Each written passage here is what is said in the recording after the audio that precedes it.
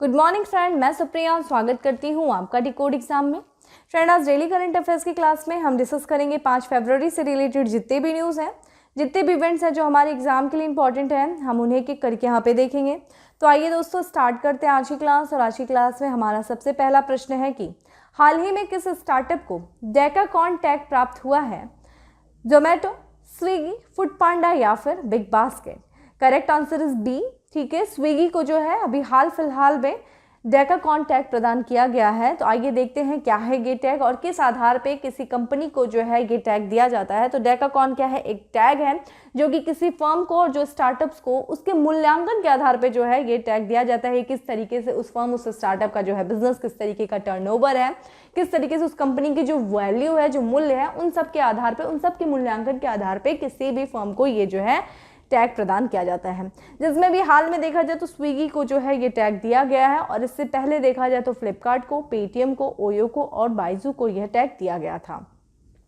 यहाँ अगर हम टैग की बात करें दोस्तों, तो किस जो निजी फर्म्स होते हैं और जो स्टार्टअप्स होते हैं उनके जो है मूल्यांकन के आधार पे 3 प्रकार के टैग दिए जाते हैं। ठीक है कि कौन से ये 3 प्रकार के टैग हैं ये देख लीजिए। देखा जाए इसके पहले आप लोगों ने यूनिकॉर्न सुना होगा। तो जिस कंपनी की जो है, किसी कंपनी की जो वैल्यू है, जो मूल्य है, अगर $1 बिलियन से अधिक है तो उसे जो है यूनिकॉर्न टैग प्रदान किया जाता है। और अगर किसी कंपनी की जो वैल्यू है, जो मूल्य है, वो $10 बिलियन से अगर अधिक है, ठीक है, तो ऐसी कंपनी को जो है डेकाकॉन टैग जो है वो प्रदान किया जाता है। जैसा कि आप यहाँ पे स्विगी को देख रहे हैं।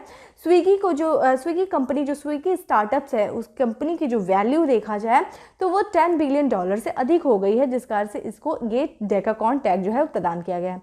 और यहाँ पे अगर देखें तो $100 बिलियन से जो अधिक किसी कंपनी का मूल्य है तो उसे हेक्टोक्रॉन जो है वो टैग प्रदान किया जाता है। यहाँ पे आप देख सकते हैं कि एक लेबल है जो स्टार्टअप्स के लेबल है। तो यहाँ पे जो है यूनिकॉर्न देख रहे हैं, फिर देखा जाए तो डेकाक्रॉन है, लास्ट में देखा जाए तो हेक्टोक्रॉन है। ठीक है दोस्तों, अगर बात करें कि सर्वाधिक जो है कंपनी जो है यूनिकॉर्न कंपनी किस देश में है, तो सर्वाधिक जो है यूनिकॉर्न कंपनी जो है वो देखा जाए तो संयुक्त राज्य अमेरिका में है और जो है पहले स्थान पे आता है यूनिकॉर्न के जो है कंपनी के मामले में। वहीं देखा जाए दूसरे स्थान पे जो है वो कौन है? चीन है। तो सर्वाधिक कंपनी के मामले में, सर्वाधिक यूनिकॉर्न कंपनीज के मामले में जो है अमेरिका प्रथम स्थान पे, दूसरे स्थान पे चीन है और मोस्ट इंपॉर्टेंट भारत जो है वो तीसरे स्थान पे है। ठीक है, पूरे विश्व में यूनिकॉर्न कंपनीज के मामले में जिन कंपनियों को यूनिकॉर्न का दर्जा दिया गया है। और सबसे नोट वाली चीज़ ये है कि जो है अभी तक किसी भी भारतीय कंपनी या किसी भी भारतीय स्टार्टअप्स को जो है वो हेक्टोकॉन टैग जो है नहीं प्रदान किया गया है। इसका मतलब यह है कि अभी कोई भी स्टार्टअप या कोई भी फर्म जो है भारत का, उसकी जो कंपनी, उस वैल्यू जो है अभी किसी भी कंपनी की $100 बिलियन से अधिक नहीं हुई हैं, लेकिन यूनिकॉर्न जो है बहुत ज़्यादा यहाँ पे है। ठीक है, इसके पहले में हम लोगों ने चर्चा भी किया था, इसके पहले कुछ दिनों पहले भी किया गया था। ठीक है, अब आते हैं हम अपने अगले प्रश्न पे और हमारा अगला प्रश्न है कि water for energy swap Israel और किस देश के बीच जलवायु समझौता है? जॉर्डन, भारत, अमेरिका या फिर फ्रांस?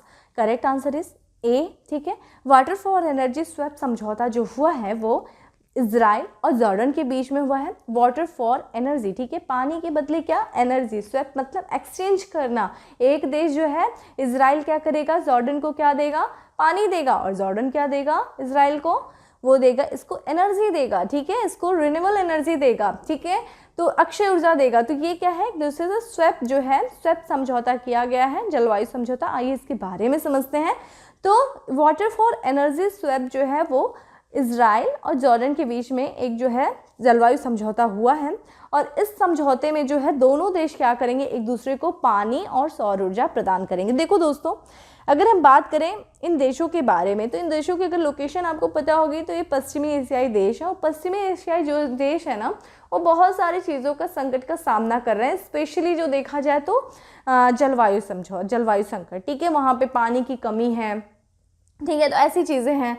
तो वहाँ पे जो है, जैसा कि यहाँ पे जलवायु संकट के ये देश मार झेल रहे हैं, तो ऐसे में जब कोई जो हमारे क्षेत्र में, हमारे एरिया में जब किसी तरह का संकट आता है तो वहाँ के जो लोग होते हैं, उस पर्टिकुलर क्षेत्र के लोग क्या करते हैं? उस संकट से निकलने के लिए आपस में सहयोग करते हैं। इसी के तहत देखा जाए तो इजराइल ने और जॉर्डन ने क्या किया? एक दूसरे के साथ जो है सहयोग कर रहा है और उसमें क्या किया है? इजराइल और जॉर्डन ने जो है इसी सहयोग के तहत जो है अक्षय ऊर्जा और पानी की अदला बदली को लेकर के क्या किया है, समझौता किया। जैसा कि दोस्तों अगर हम इस जॉर्डन की बात करें तो जॉर्डन क्या है, एक विशाल रेगिस्तान वाला देश है, ठीक है। यहाँ पे देखा जाए तो यहाँ पे रेगिस्तान है, तो रेगिस्तान की जो परिस्थितियाँ होती हैं वो क्या होती हैं, सौर ऊर्जा संयंत्र को स्थापित करने के लिए अनुकूल होती है। यानी कि यहाँ पे जो सौर ऊर्जा है वो काफ़ी ज़्यादा इनको जॉर्डन के पास है। वहीं लेकिन यहाँ पे क्या है, जॉर्डन की अगर लोकेशन देखें तो वहाँ पे पानी की कमी है, ठीक है। वहीं अगर हम इजराइल को दोस्तों देखें तो यहाँ पे देखिए इजराइल है और ये मेडिटेरेनियन यानी कि भूमध्य सागर से लगा हुआ है। तो चूंकि ये भूमध्य सागर से लगा हुआ है, इसकी जो है लंबी तटरेखा है, तो इसके पास पानी तो है, लेकिन जो पानी है वो क्या है, समुद्र का पानी है। और अगर दोस्तों आपको पता होगा तो समुद्र का पानी क्या होता है, लवणीय होता है, उसमें नमक होता है, जो कि डायरेक्ट इस्तेमाल करने योग्य नहीं होता है। तो लेकिन चूंकि इजराइल के पास बहुत अच्छी टेक्नोलॉजी है, ठीक है, तो इजराइल क्या करता है, अपनी इसी तकनीकी के द्वारा इस जो है समुद्र के पानी को क्या करता है, मीठे पानी में बदल देता है, इस्तेमाल करने योग्य पानी बना लेता है। तो उसके पास क्या है, एक तरीके से पानी है, ठीक है। तो समुद्री जल को वो क्या करता है, अलवणीकृत जो है जल में बदल देता है अपनी तकनीक के माध्यम से, और इस तरीके से उसके पास ज़्यादा पानी है।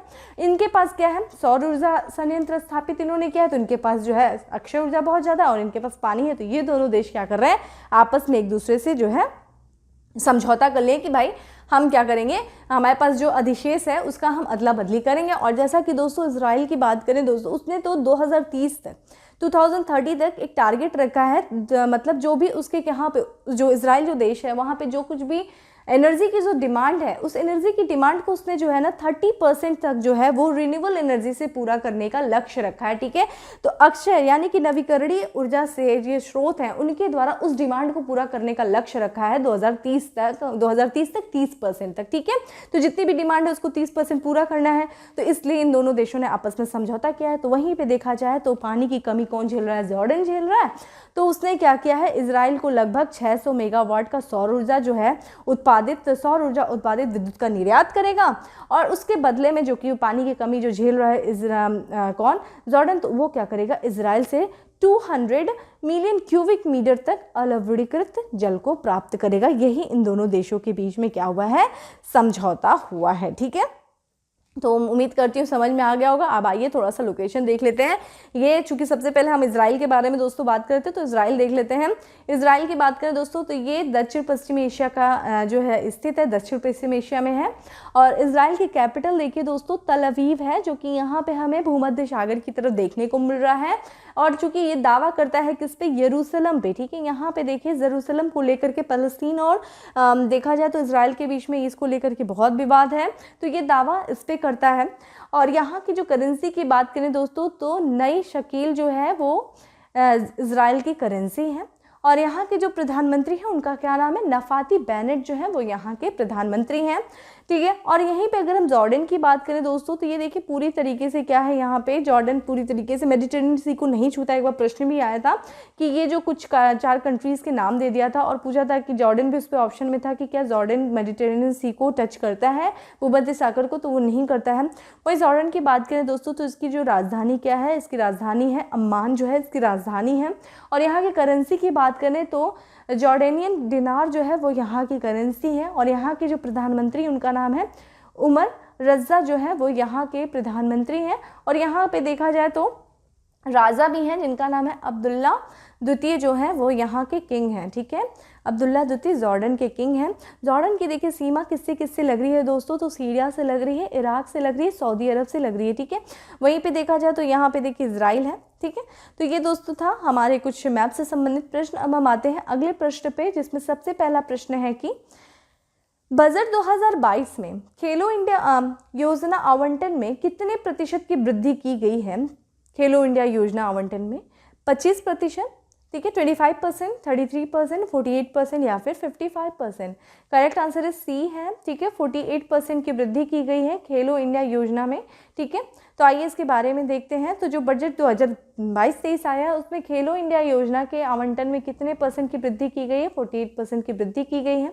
क्योंकि यहाँ पे जो है ये बड़ी संख्या में जो खेल है, खेलों में लोगों के प्रतिनिधित्व को लेकर के और खेलों में उत्कृष्टता को बढ़ावा देने के दोहरे लक्ष्य को हासिल करने के लिए सरकार ने जो है खेलो इंडिया खेलों के विकास के लिए राष्ट्रीय कार्यक्रम योजना को 15वें वित्त आयोग, जिसका समय देख लीजिए क्या है, 2021-22 से लेकर के 2025-26 तक में जारी रखने का फैसला किया है। और उसके लिए उसने 3000 से लेकर के 3 लाख, यहाँ पे देखा जाए 3165 करोड़ 50 लाख रुपए का जो है आवंटन किया है। खेलो इंडिया योजना जो है किस मंत्रालय की केंद्रीय योजना है दोस्तों? तो खेल मंत्रालय की केंद्रीय योजना है। यहाँ पे हमने बात किया है 15वें वित्त आयोग की। तो दोस्तों कमेंट बॉक्स में आंसर करिए कि 15वें वित्त आयोग के अध्यक्ष कौन है और साथ ही साथ पहले वित्त आयोग के अध्यक्ष कौन थे, ठीक है, कमेंट बॉक्स में आंसर करिए। अब आते हैं दोस्तों हम अगले प्रश्न पे, और हमारा अगला प्रश्न है कि देखिए अभी मैंने कल के क्वेश्चन को डिस्कस नहीं किया था। कारण वो है कि यहाँ पे हम लोगों ने, जो मैंने कल आपसे पूछा था कि भारत में वर्तमान में कितनी रामसर साइट्स हैं, तो वहाँ पे देखा जाए तो इसलिए मैंने डिस्कस नहीं किया क्योंकि ये प्रश्न जो है अभी हाल फिलहाल में जो 2 नए रामसर साइट को शामिल किया गया है, जिसके बाद से देखा जाए हमारे रामसर साइटों की संख्या बढ़ गई है, तो यहाँ पे वो प्रश्न को शामिल था, तो इसलिए मैंने नहीं डिस्कस किया। अब आते हैं प्रश्न पे कि क्या है हमारा प्रश्न।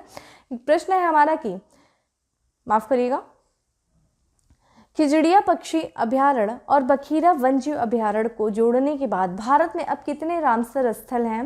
45, 46, 48 या फिर 49? Correct answer is D, 49 Ramsar स्थल हो गए हैं, ठीक है।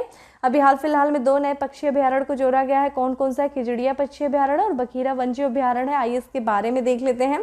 तो जो आप देखेंगे दोस्तों, तो खिजड़िया वन्यजीव अभयारण्य कहाँ पे है? ये गुजरात का है। और वहीं उत्तर प्रदेश में जो बखीरा वन्यजीव अभयारण्य है, इनको क्या किया गया है? रामसर स्थल घोषित किया गया है।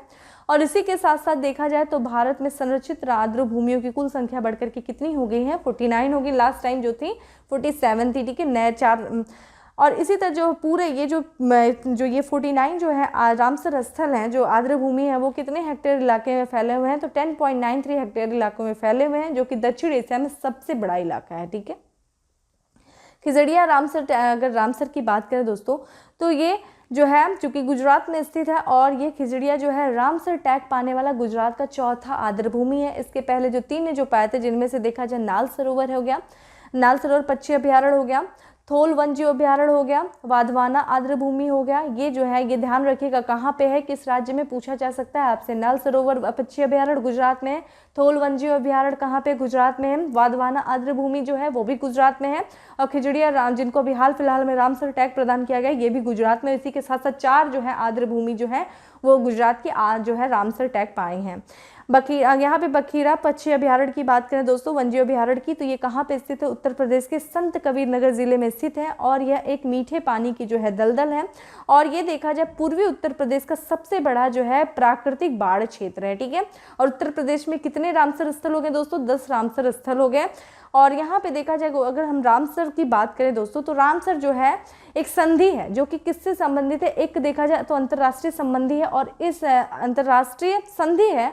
और इस संधि का उद्देश्य क्या है? विश्व में जितने भी जो आर्द्र भूमि है, उन आर्द्र भूमियों का संरक्षण करना और उनका जो है कुशलता से इस्तेमाल करना, जिससे कि वो जो है आर्द्र भूमि जो है हमेशा के लिए बनी रहे, ये नहीं कि वो पूरी तरीके से समाप्त हो जाए। तो उनकी कुशलता से उपयोग करने के लिए एक अंतर्राष्ट्रीय संधि की गई थी। और ये अंतर्राष्ट्रीय संधि जो की गई थी रामसर स्थल पे की गई थी। एक शहर का है जिसका ईरान का एक शहर है, जो कि जिसका नाम है रामसर, और वो एक कैस्पियन सागर के पास में है, ठीक है।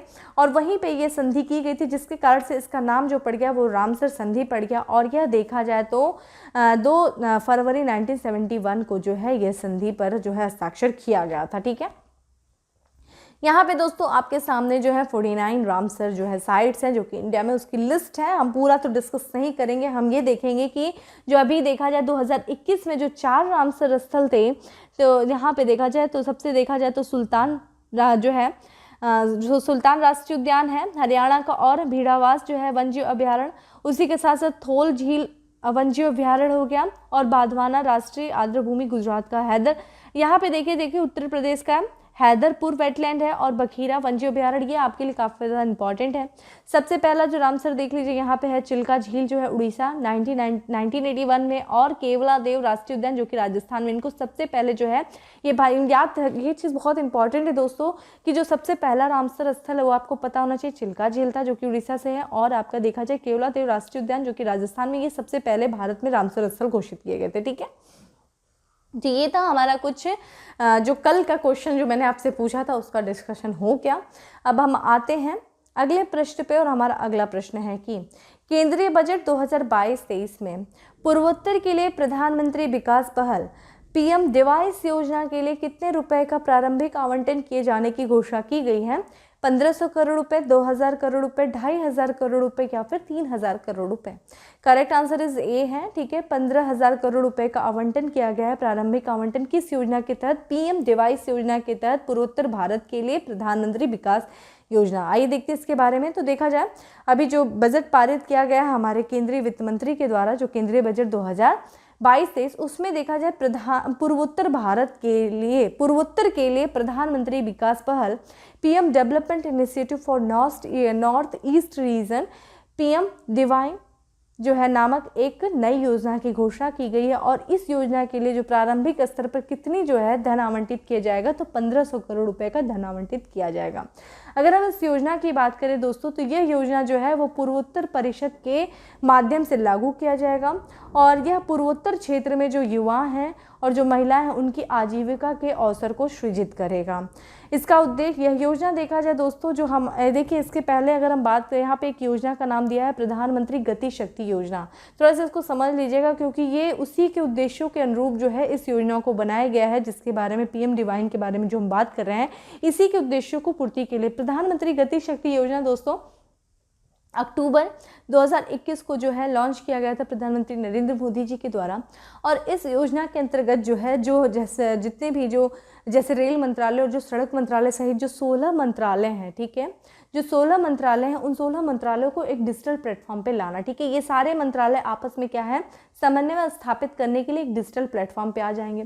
इसका लक्ष्य क्या है? ये जो सभी मंत्रालय, ये जो 16 मंत्रालय हैं, इन सभी मंत्रालयों के प्रमुख की विकास परियोजना, जितनी भी जो प्रमुख जो विकास परियोजनाएं हैं, उन परियोजनाओं में समन्वय स्थापित करना यही उद्देश्य था, जिससे कि अगर एक मंत्रालय की परियोजनाओं को ध्यान में रखते हुए दूसरे मंत्रालय जो है उसके साथ तालमेल बैठा सकें। जैसे कि मान लीजिए सड़क जो है मंत्रालय है, कहीं क्षेत्र में सड़क का निर्माण कर रहा है, तो सड़कों को निर्माण करने के लिए दोस्तों बहुत बड़ी संख्या में पेड़ों को भी काटना पड़ रहा है, तो उससे पर्यावरण मंत्रालय की क्या होता है, हाँ, पर्यावरण मंत्रालय का हमें अनुमति लेना पड़ता है। तो कई बार ऐसा होता है कि सड़क मंत्रालय अपना काम तो करने की शुरुआत करता है, लेकिन पर्यावरण मंत्रालय क्या करता है, उसको रोक देता है, क्योंकि इन दोनों मंत्रालयों में सामंजस्य नहीं होता है। तो ऐसी स्थिति में क्या होता है, वो परियोजना रुक जाती है। और जब बहुत लंबे समय तक परियोजना रुक जाती है तो क्या होता है, उससे सरकार का क्या होता है, आर्थिक हानि होती है। तो ऐसे में क्या हो गया, इस चीज़ को ध्यान में रखते हुए इन मंत्रालयों में आपस में पहले से ही समन्वय स्थापित कर दिया जाएगा प्रधानमंत्री गति शक्ति योजना के तहत, जिससे कि ये मंत्रालय जो है पहले से ही निर्णय ले लेंगे कि हमें ये परियोजना स्टार्ट, मान लीजिए सड़क परिवहन जो है मंत्रालय को सड़क बनवानी है, तो वो पहले से ही पर्यावरण मंत्रालय से सारी चीज़ों पर डिस्कशन कर लेगा, किस तरीके से योजना को इम्प्लीमेंट करना है, ताकि जल्दी से जल्दी जो है दोनों मंत्रालय आपस में सामंजस्य बिठा ले और वो परियोजना जो है वो स्टार्ट हो जाए। और ना सिर्फ स्टार्ट हो जाए बल्कि जल्दी से जल्दी उसको गति मिलकर वो परियोजना जल्दी से जल्दी समाप्त हो जाए। तो इस तरीके से सरकार ना सिर्फ उस परियोजना को जल्दी से जल्दी समाप्त करेगी, बल्कि उस परियोजना के देर होने के कारण जो आर्थिक हानि होती थी उसका भी क्या करेगी, वो भरपाई कर सकेगी, ठीक है। तो जब सड़क निर्माण जल्दी से जल्दी हो जाएगा तो सड़क पे यातायात परिवहन स्टार्ट हो जाएगा, यातायात परिवहन स्टार्ट हो जाएगा तो व्यापार शुरू हो जाएगा, व्यापार शुरू हो जाएगा तो सरकार की आय शुरू हो जाएगी। कुछ इसी तरीके से है कि किसी भी परियोजना को गति देना, किस तरीके से जो विभिन्न मंत्रालय हैं उन मंत्रालयों में आपस में सामंजस्य स्थापित करके इस किसी भी परियोजना को स्टार्ट करके उसको अपने समय से पूरा कर देना। इसी उद्देश्य के जो है अनुरूप इस परियोजना को शुरू किया गया है, बुनियादी ढांचे को मजबूत करने और पूर्वोत्तर के राज्यों के अनुरूप सामाजिक विकास परियोजनाओं को वित्त उपलब्ध कराया जाएगा, ठीक है। ये था कुछ हमारे लिए जो संबंधित चीजें। अब हम आते हैं अगले प्रश्न पे और हमारा अगला प्रश्न है कि निम्नलिखित में से किस देश की फर्म द्वारा दुनिया की पहली हाइड्रोजन से चलने वाली flying boat the jet launch किया जाएगा? सऊदी अरब, इजराइल, संयुक्त अरब अमीरात या फिर Denmark? Correct answer is C, ठीक है। संयुक्त अरब अमीरात में देखा जाए तो दुनिया की पहली हाइड्रोजन से चलने वाली फ्लाइंग बोट लॉन्च किया जाएगा। यहाँ पे जो है दुबई की एक फर्म है जिसका नाम है द जेट जीरो एमिशन, उसने जो है जीरो इमिशंस ने दुबई संयुक्त अरब अमीरात में दुनिया की पहली हाइड्रोजन संचालित फ्लाइंग बोट जिसका नाम क्या है, द जेट, को लॉन्च करने की घोषणा की है। यहाँ पे स्विस जो है देखा जाए स्विस स्टार्टअप है द जेट जीरो इमिशन ने द जेट के निर्माण के लिए और उसके संचालन के लिए संयुक्त अरब अमीरात स्थित जैनिथ मरीन सर्विसेज और यूएस आधारित DWYS के साथ जो है एक समझौते पर हस्ताक्षर किया है। ये समझौता देखा जाए इसी के तहत जो है, अगर हम द जेट की बात करें जो कि एक फ्लाइंग बोट है, इसमें देखा जाए तो ये अत्याधुनिक विशेषताओं और प्रौद्योगिकियों से जो है ये लैस है। और यहाँ पे देखा जाए तो यह लगभग जो है जो इन्हीं विशेषताओं के कारण, इन अत्याधुनिक विशेषताओं के कारण ये 40 समुद्री मील की गति से पानी के ऊपर बिना शोर किए उड़ने में सक्षम है। अगर इसकी बात करें कि कितने नागरिकों को, ये माफ करिए, कितनी यात्रियों को जो है बैठाने में ये नाव सक्षम है, तो 10 यहाँ पे 8 से 12 यात्रियों को ये नाव बैठाने में सक्षम है। और इसका जो है, इसके उड़ान का जो है उद्घाटन किया जाएगा, वो कब किया जाएगा? COP28, जिसका जो है यहाँ पे देखिए 2023 में जो है COP जो है 28 जो है उसका आयोजन दुबई में किया जाएगा। उसी दौरान जो है यहाँ पे जो है इसका उड़ान जो है, ये द जेट जो है फ्लाइंग बोट का जो है उद्घाटन किया जाएगा। ठीक है, यहाँ COP जो है 28 देखा जाए तो 2023 में कहाँ हो रहा है दोस्तों? ये हो रहा है दुबई में। देखिए COP 26 कहाँ हुआ था? ये क्या हुआ था? ग्लासगो में हुआ था। COP 22 की बात करें तो ठीक है, यहाँ पे COP 27 की बात करें जिसका आयोजन 2022 में होगा, कहाँ पे होगा? मिस्र में होगा। और COP 28 जिसका आयोजन 2023 में कहाँ पे होगा? तो दुबई में होगा। ठीक है, UAE में होगा। यहाँ पे देखिए आपके सामने UAE का मैप खुला है। ठीक है, जैसा कि आप देख रहे हैं UAE, ठीक है। UAE की बात करें दोस्तों तो इसकी राजधानी क्या है? यहाँ पे UAE की जो राजधानी है वो है अबू धाबी, जो है वो UAE की राजधानी, जो कि किधर स्थित है? पर्शियन गल्फ के पास में स्थित है। ठीक है, यहाँ पे दोस्तों, यहाँ पे देखिए, यहाँ पे आपको अगर हम देखें तो किसके किससे अपनी सीमा को साझा कर रहा है, तो यहाँ ओमान से अपनी सीमा को साझा कर रहा है और यहाँ सऊदी अरब से जो है अपनी सीमा को साझा कर रहा है। ठीक है, यहाँ पे देखिए, यहाँ पे हमें स्ट्रेट ऑफ हॉर्मुज दिख रहा है जो कि पर्शियन गल्फ और किसको? गल्फ ऑफ ओमान को क्या कर रहा है? कनेक्ट कर रहा है। और अलग किसको कर रहा है? यहाँ पे देखिए, यहाँ पे पिक पे UAE के पिक पे ओमान का कुछ क्षेत्र है, तो ओमान को और ईरान को क्या करता है? ये अलग करता है स्ट्रेट ऑफ हार्मूज। कई बार मैंने आपसे पूछा है। ठीक है, यहाँ पे दोस्तों हमें एक चीज दिख रहा है, एक शहर दिख रहा है जिसका नाम है शारजाह। देखिए यूनेस्को के द्वारा, जानते हैं यूनेस्को के द्वारा 2019 में जो है इस शारजाह को जो है वर्ल्ड बुक कैपिटल जो है डिक्लेयर किया गया था। प्रश्न मेरा ये है कि वर्ष 2022 के लिए किस शहर को जो है वर्ल्ड बुक कैपिटल जो है यूनेस्को के द्वारा डिक्लेयर किया गया है? ये आप मुझे कमेंट बॉक्स में आंसर करिए 2022 के लिए, क्योंकि 2019 का हमने बताया शारजाह है। ठीक है, दुबई का प्रश्न भी आ चुका है आपसे एग्जाम में। ठीक है, अब हम आते हैं अपने अगले प्रश्न पे और हमारा अगला प्रश्न है कि निम्नलिखित में से किस संस्थान में सस्ती और स्वच्छ ऊर्जा वैश्विक उत्कृष्टता केंद्र का शुभारंभ हुआ है? IIT Delhi, IIT Dharwad, IIT Guwahati या फिर IIT मद्रास? IIT धारवाड़ में देखा जाए हुआ है इसका उद्घाटन। देखते तो यहाँ पे देखा जाए कर्नाटक के धारवाड़ स्थित भारतीय प्रौद्योगिकी संस्थान में सस्ती और स्वच्छ ऊर्जा में विश्व उत्कृष्टता केंद्र के शुभारंभ के अवसर पर एक वर्चुअल समारोह का आयोजन किया गया। और इस समारोह में देखा जाए तो भारत के जो प्रधान वैज्ञानिक सलाहकार हैं जिनका नाम है प्रोफेसर के विजय राघवन जो है वो उपस्थित थे। यह केंद्र जो है, इस केंद्र को HSSIF के द्वारा प्रदान किए जाने वाले कॉर्पोरेट सामाजिक दायित्व यानी कि कॉर्पोरेट सोशल रिस्पॉन्सिबिलिटी अनुदान का समर्थन मिल रहा है। केंद्र जो है इंक्यूबेट टेक्नोलॉजीज फिजिकल इंफ्रास्ट्रक्चर बनाएगा, साथ ही यह स्वच्छ ऊर्जा समाधान तैयार करेगा और समाधान जो है ग्रामीण समुदायों की आजीविका को लक्षित होंगे। ठीक है, तो मेनली आपको क्या जानना है कि सस्ती और स्वच्छ ऊर्जा वैश्विक उत्कृष्टता केंद्र का शुभारंभ कहाँ किया गया? IIT धारवाड़। कहाँ पे है? कर्नाटक में है।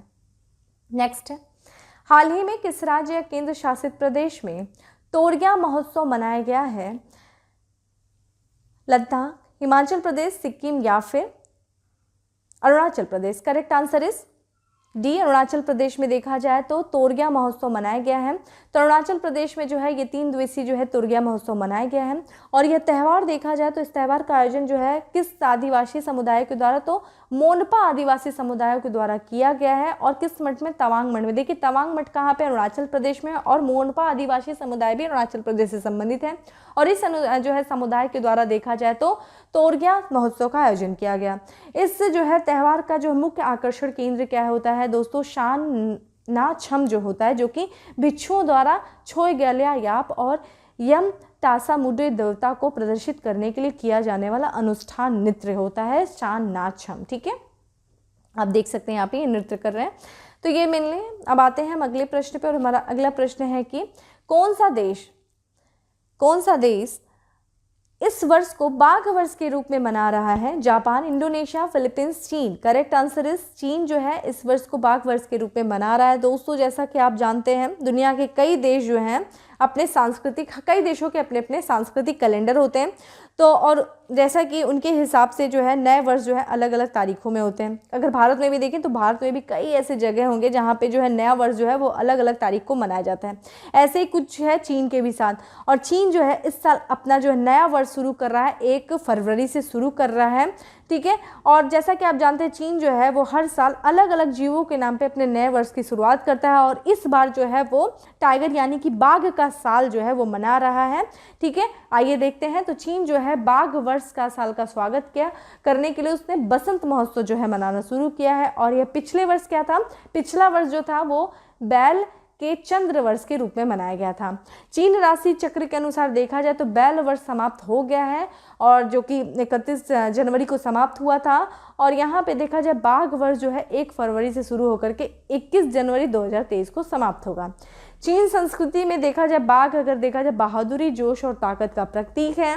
बाघ चीनी राशि चक्र में 12 जानवरों में से तीसरा। देखिए यहाँ पे हमें देखना चाहिए जो वहाँ पे देखा जाए प्रत्येक जो है वर्ष जो है वहाँ पे जो चीनी राशि है उसमें 12 जानवर कौन कौन से, यहाँ पे 12 जानवरों में से एक के साथ जोड़ा हुआ है। यहाँ पे देखा जाए जानवर कौन कौन से, चूहा है, बैल है, बाघ है, खरगोश है, अजगर है, सांप है, घोड़ा, बकरी, बंदर, मुर्गा, कुत्ता और सुअर। तो अभी देखिए यहाँ पे बाघ वर्ष था, अगले पिछला वर्ष क्या था? बैल का था। अगला वर्ष क्या होगा? खरगोश होगा। जो यहाँ पे देखा जाए वर्ष 2022 जो है वो बाघ का वर्ष है, जबकि 2021 क्या है? वो बैल का वर्ष था। चंद्र वर्ष जो है चंद्र नव वर्ष का समारोह इस साल जो है 31 जनवरी से लेकर के 1 फरवरी तक मनाया गया था, ठीक है। 31 जनवरी और 1 फरवरी को मनाया गया था। तो यहाँ पे देखा जाए अगर हम बात करें दोस्तों चंद्र नव वर्ष की, तो ये चंद्र नव वर्ष 2022 जो है वो हर वर्ष एक तिथि को नहीं पड़ता है। इसे जो है चंद्रमा के चक्रों के अनुसार मनाया जाता है। यह आमतौर पे देखा जाए तो ग्रेगोरियन कैलेंडर के अनुसार प्रत्येक वर्ष 20 जनवरी से लेकर के 21 फरवरी के बीच में जो है यह पड़ता है, ठीक है। तो यही मेनली था। अब हम आते हैं अगले प्रश्न पे, और हमारा अगला और लास्ट प्रश्न है कि हाल ही में किस देश ने संघीय कॉर्पोरेट कर शुरू करने की घोषणा की है? संयुक्त अरब अमीरात, नॉर्वे, ब्राज़ील और चीन। Correct answer is a. देखिए फिर से संयुक्त अरब अमीरात की बात हम कर रहे हैं, और इसके द्वारा संघीय कॉर्पोरेट कर जो है शुरू करने की घोषणा की गई है। तो संयुक्त अरब अमीरात ने देखा जाए अपनी आय में विविधता लाने के उद्देश्य से वहाँ पे 2023 के मध्य से एक कॉर्पोरेट टैक्स शुरू करने की घोषणा किया गया है संयुक्त अरब अमीरात के द्वारा। अगर हम दोस्तों संयुक्त अरब अमीरात की बात करें तो ये बहुत समय से जो है वो टैक्स हेवन कंपनी के मतलब टैक्स हेवन देश के रूप में जाना जाता है। यहाँ पे अगर किसी कंपनी को अपना टैक्स बचाना है तो वो जनरली इस देश में अपना रजिस्टर करवाती थी, तो टैक्स हेवन कंपनी के रूप में ये देश जाना जाता था। यहाँ पे देखा जाए तो संयुक्त अरब अमीरात में देखा जाए तो बहुराष्ट्रीय कंपनियों का क्षेत्रीय मुख्यालय है, लेकिन अब जो है जून 2023 से देखा जाए तो वहाँ पे 3,75,000 AED से जो अधिक लाभ वाली कंपनियां होंगी उन पर जो है 9% का कर लगाना जो है वो शुरू कर दिया जाएगा संयुक्त अरब अमीरात के द्वारा। और वहीं संयुक्त अरब अमीरात को देखें तो यह कॉर्पोरेट कर व्यवस्था में दुनिया भर से सबसे अधिक प्रतिस्पर्धी होगी, ठीक है। तो ये था दोस्तों आज का हमारा 10 MCQ। अब हम आते हैं फैक्ट्स ऑफ द डे में, जिसमें सबसे पहला फैक्ट है कि मुख्य आर्थिक सलाहकार वी अनंत नागेश्वरम द्वारा अगर भारत की जीडीपी हर साल 8% की दर से बढ़ती है तो भारत की अर्थव्यवस्था 2025-26 या 2026-27 तक अनुमानित हो जाएगी $5 ट्रिलियन की, ठीक है। तो अभी देखा जाए लगभग $3 ट्रिलियन की अर्थव्यवस्था है, और जो मुख्य आर्थिक सलाहकार है वी अनंत नागेश्वर, उनके द्वारा ये बोला गया है कि अगर हम लगातार 8% की ग्रोथ से बढ़ते हैं, जीडीपी की दर अगर हमारी होती है 2025-26 तक या 26-27 तक, तो ये पूरी संभावना है कि भारत की जो अर्थव्यवस्था है वो $5 ट्रिलियन तक पहुँच जाएगी। राष्ट्रीय इकोनॉमिक और सूचना प्रौद्योगिकी संस्थान national institute of electronic and information technology के महानिदेशक के रूप में शामिल किया गया है किसे? डॉक्टर मदन मोहन त्रिपाठी को शामिल किया गया है। नेक्स्ट है the class of 2006 sneak peek in the misadventures of the great Indian engineering life शीर्षक से भारत की पहली सीजन शैली की पुस्तक के लेखक कौन है? आकाश कंसल हैं। नेक्स्ट है घरेलू रेटिंग कंपनी है जिसका नाम है क्रिसिल। उसने देखा जाए आर्थिक सर्वेक्षण में अनुमानित 8.5% की तुलना में फाइनेंशियल ईयर 2023 में वास्तविक सकल घरेलू उत्पाद की वृद्धि दर का अनुमान कितना परसेंट लगाया है? 7.8% लगाया है। वहीं देखा जाए तो विश्व कैंसर दिवस मनाया गया दोस्तों, कब? 4 फरवरी को मनाया गया। और इस बार का देखा जाए तो थीम क्या थी? क्लोज द केयर गैप 2022-24, ठीक है, का विषय है। 2022 Laureus World breakthrough of the year award से के लिए नामांकित किया गया किसे? नीरज चोपड़ा को किया गया है।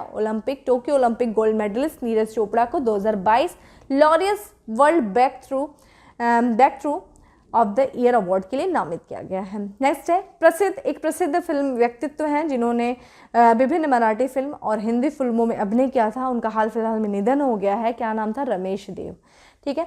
England and Wales cricket board के मैनेजिंग डायरेक्टर ने अपने पद से इस्तीफा दे दिया। उनका नाम क्या था? एशले जाइल्स जो है उनका नाम था। और अगला है कि न्यूजीलैंड के खिलाड़ी हैं जिन्हें वर्ल्ड कप सेमीफाइनल में दिखाई गई खेल भावना के चलते ICC spirit of cricket award से सम्मानित किया गया। नाम क्या है? डेरिल मिशेल नाम है उनका। और लास्ट है हमारा फैक्ट सर्वे में कि पाकिस्तान के 28वें प्रधान न्यायाधीश के रूप में शपथ ग्रहण किया किसने किया? जस्टिस उमर अत्ता बंदियाल ने किया।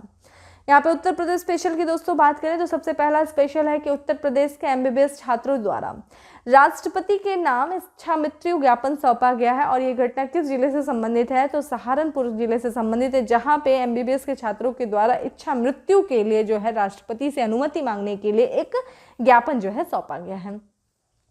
नोएडा में एक जो है शोध आधारित कंपनी है और इस कंपनी के द्वारा देखा जाए कोरोना वायरस को हवा में फैलने से हवा में ही खत्म करने वाली मशीन इजाद की गई है इस कंपनी के द्वारा। इस कंपनी का क्या नाम है? अटानी इंडिया, ठीक है।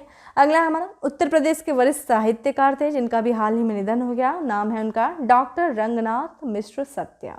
पॉलिटेक्निक संस्थानों में रैंकिंग व्यवस्था लागू किए जाने का निर्णय लिया गया है किसके कहाँ पे? तो उत्तर प्रदेश में जो जितनी भी पॉलिटेक्निक संस्थाएं हैं उन पॉलिटेक्निक संस्थाओं में रैंकिंग व्यवस्था लागू करने का निर्णय लिया गया है। और लास्ट है हमारा कि भारत श्रीलंका के मध्य आगामी T20 श्रृंखला का पहला मैच उत्तर प्रदेश में कहाँ खेला जाएगा? तो लखनऊ में खेला जाएगा। लखनऊ में किस स्टेडियम में? तो अटल पार्क स्टेडियम में जो है वो खेला जाएगा।